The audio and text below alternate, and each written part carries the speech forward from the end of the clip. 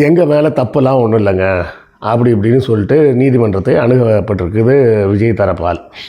விஜய் தரப்பு அணுகியதற்கு நீதிமன்றத்தில், அதுவும் உயர் நீதிமன்றத்தில் என்ன சொல்லியிருக்காங்க அப்படின்னா, நிறைய பாயிண்ட்ஸாக அவங்க மென்ஷன் பண்ணுறாங்க.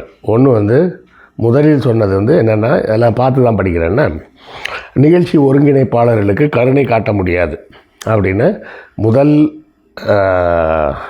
பார்வையிலேயே சொல்கிறாங்க. என்ன மாதிரியான கட்சி இது அப்படின்னு தன்னுடைய கண்டனத்தை தெரிவிக்கிறாங்க. கரூர் விபத்து மனிதனால் உருவாக்கப்பட்ட பேரழிவு, மேன்மேடு டிசாஸ்டர் அப்படின்ற வார்த்தையை எக்ஸாக்டாக பயன்படுத்தியிருக்காங்க. கரூர் நிகழ்ச்சி ஒருங்கிணைப்பாளர்களுக்கு கருணை காட்ட முடியாது, நீதிமன்றம் கண்மூடி வேடிக்கை பார்க்க முடியாது அப்படின்னு சொல்லியிருக்காங்க. கலவரம் நடைபெறுவதை போல நிகழ்ச்சிகளை நடத்தியுள்ளனர்கள். என்ன மாதிரியான கட்சி இது அப்படின்னு இருக்காங்க. ஓரிரண்டு நிபந்தனைகளை தவிர எல்லா நிபந்தனைகளும் மீறப்பட்டுள்ளது. இவங்க அடிக்கடி சொல்லிகிட்டு இருந்தாங்கல்ல, 21 இது கொடுத்தாங்க அது கொடுத்தாங்கன்னு.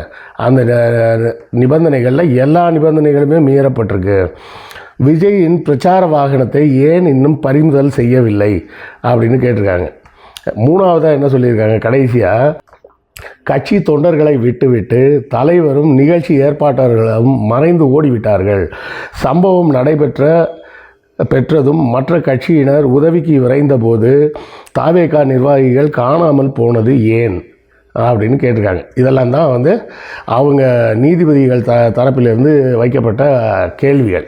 அதாவது எல்லாமே சொல்லிட்டாங்க, இவங்களுக்கு ஒரு பொறுப்பும் இல்லை,